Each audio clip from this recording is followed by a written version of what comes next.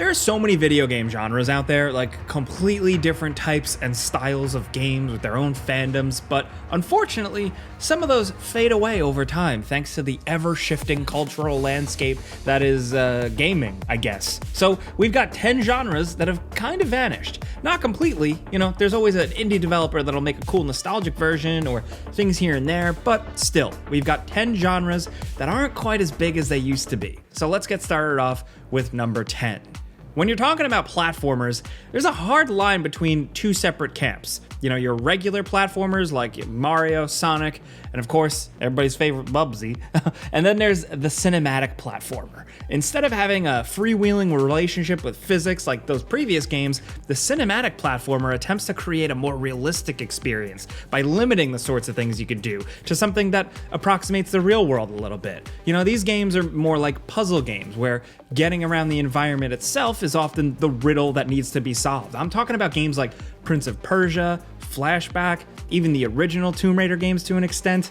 If movement feels stiff and awkward, then you've probably got a more cinematic style platformer on your hands. That has to be the primary reason this genre kind of died out. They were often more frustrating than fun to play and practice. These days, many games contain the DNA of a cinematic platformer. I mean, the Assassin's Creed series is all built off of what kind of the Prince of Persia games did. The rebooted Tomb Raider games still have a strong platforming focus. You're still climbing in these games. The reason this one is at the top of the list is that, the genre isn't completely dead yet. It's on life support for sure, but it's not entirely dead. There are still games coming out that kind of keep this game's spark alive, like, say, Little Nightmares, the recent Deliver Us Mars, and one of the biggest games from 2022, Stray, you can argue is kind of in this genre. Now, the platforming part of the genre may have slowed down, but the cinematic part has only gotten bigger and bigger. Pretty much every major AAA single-player big game that has any form of jumping in it owes something to what a lot of us call that cinematic platformer genre.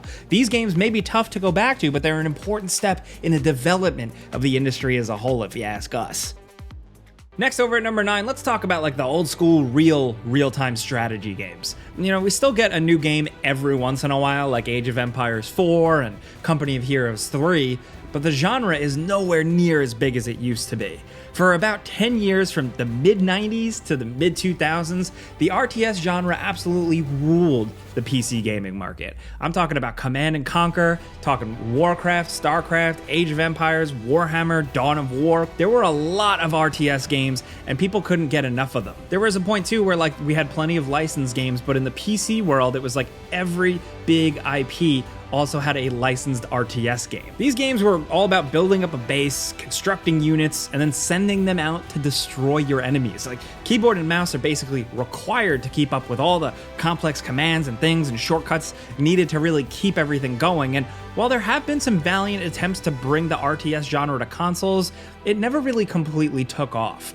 You've got to remember that for a while there, RTS games were big money. StarCraft was esports for a while there, but for whatever reason, player interest slowly kind of waned and the genre went into a pretty sudden decline. Some people will speculate that part of it can be blamed on the popularity of Dota likes, but for us at least, it seems like the genre failed to evolve and kind of change with the times. I guess the formula got stale for some people, so maybe they just moved on. Like the previous entry, and like I said earlier, the genre isn't completely dead yet. I mean, we're still getting the odd RTS every now and then, like the recent Company of Heroes 3 was pretty good, and indie developers are still making these things every once in a while, and they're doing a pretty good job.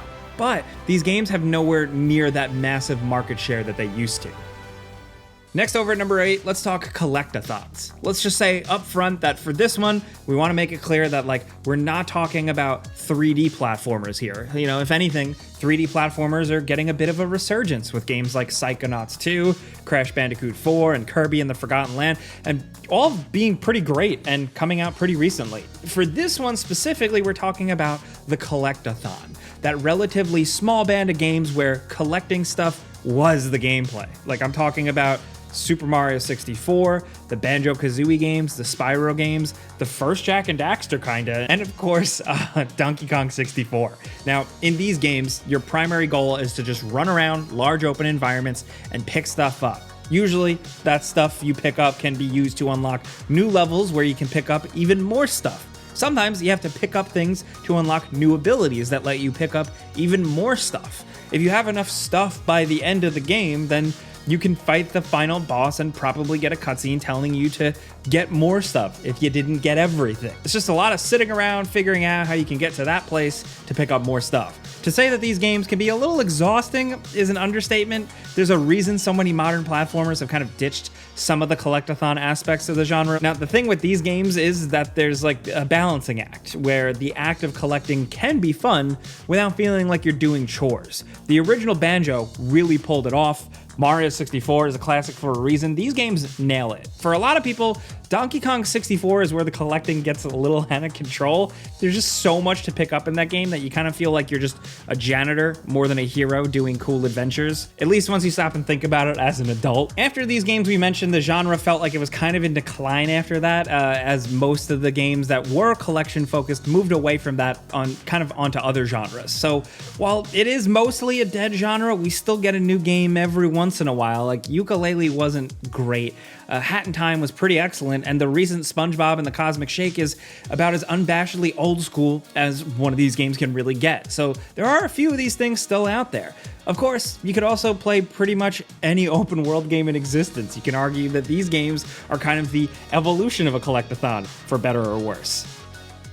Now, over at number 7, man, with the overall kind of death of arcades, so too came the death of the light gun shooter. If you spent any time in an arcade in the 90s or early 2000s, you know what we're talking about here. The big flashy game cabinets where you blast away at enemies with an oversized plastic gun.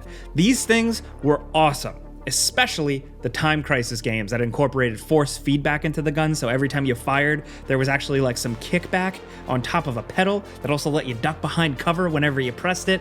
Anytime we went to arcades, those were the machines we would hit up first. Area 51 was another classic, albeit a little bit more rudimentary and old school. Your goal was to blast aliens while avoiding the civilians. That was a common obstacle in these games where innocent people would just pop up on the screen and go, "Oh no!" And if you shot them, you'd take damage or be penalized.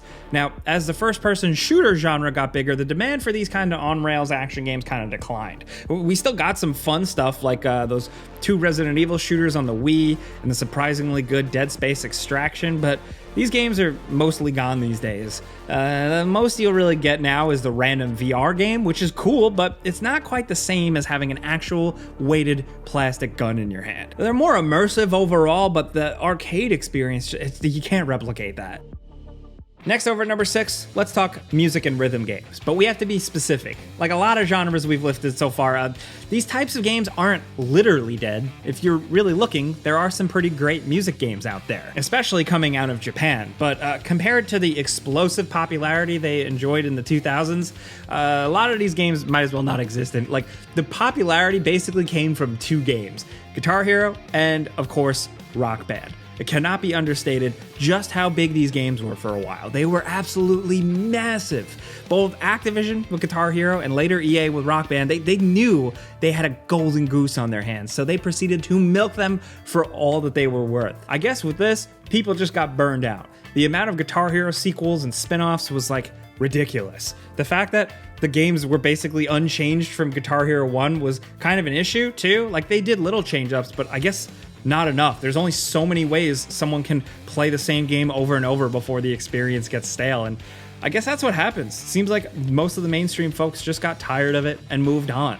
Music games are still around today, of course, like we said. Rhythm games are still a thing. The Just Dance games are inexplicably still releasing and are constantly making the top 10 in sales for any given year. And of course, the recent Theater Rhythm Final Fantasy game is a top-notch collection of songs from that series. So there's still interest in music games in general, but you know, as a genre, especially with plastic peripherals, it is nowhere near what it once was.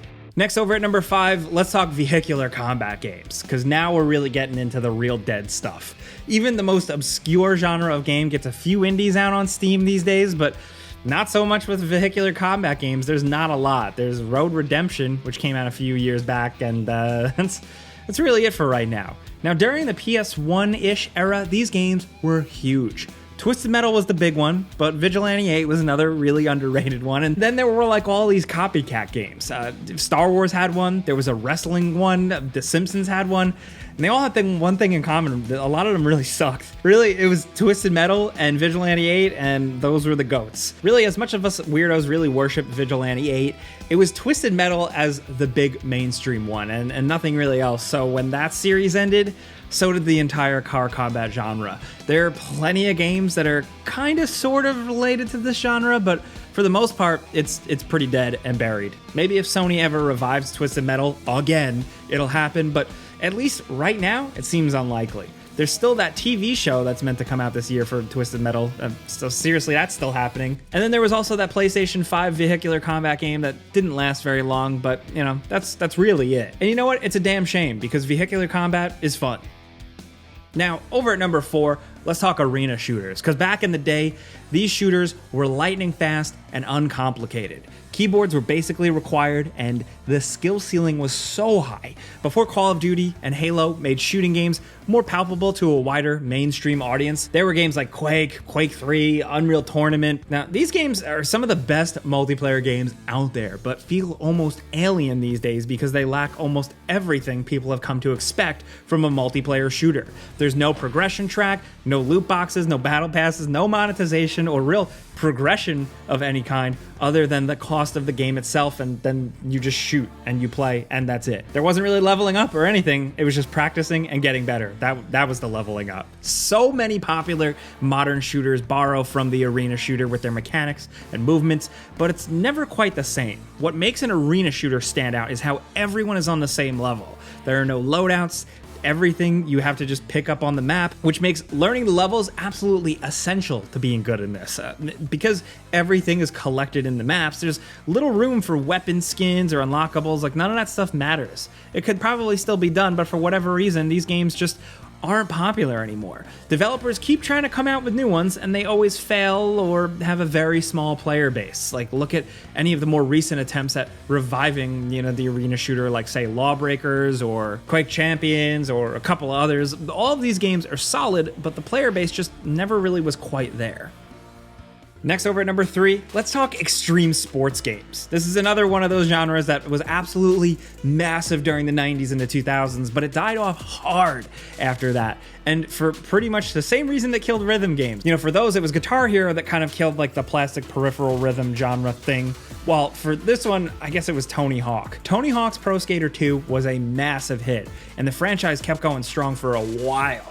At least until kind of the Xbox 360 era. During the PS1, PS2 era of the games, though, it seemed like every other game coming out for consoles was an extreme sports game, all with some other sports personality like Dave Mirra BMX or Kelly Slater's Pro Surfer.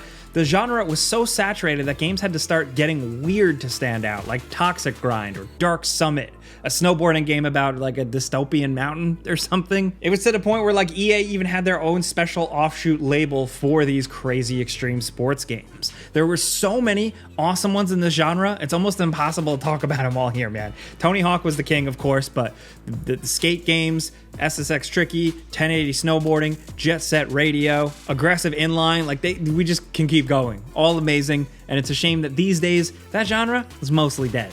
A genre has really vanished when attempts at a revival come out and get kind of ignored. I mean, remember Riders Republic? Yeah, I mean, you probably don't remember it. We really liked it, but it didn't really catch on. At least everyone rightfully loved the Tony Hawk 1 and 2 remake, but at this point, it's hard to say if we'll ever see a real resurgence of this genre or not, and it's a bummer. Next, over at number 2, let's talk movie tie-in games. I guess with these, they're just too expensive. Game production is too volatile, and it's not worth the effort for them. It's just easier to make cheap phone game tie-ins rather than actual full console releases. For the blockbuster generation of gamers, there was no genre of game more equally loved and despised as the movie tie-in game. These days, video games don't need movies to be successful. They can be their own thing, free of ridiculous release dates and directives from clueless movie studio executives who have no idea what actually makes a good game. But in the 80s and 90s and through most of the 2000s, I think, like, if there was a big movie coming out, then it was likely that there would be some kind of movie tie-in game. even if it sometimes didn't make too much sense. Sometimes they were good, like most of the Disney games on the SNES or Genesis, or the Lord of the Rings beat-em-ups, or Chronicles of Riddick, Escape from Butcher Bay, the Spider-Man movie games, and then like sometimes they were really terrible, like basically all the other ones, a really long list. For most people, movie tie-ins were synonymous with shovelware. You know, a lot of them were crappy games rushed out earlier to meet a release date.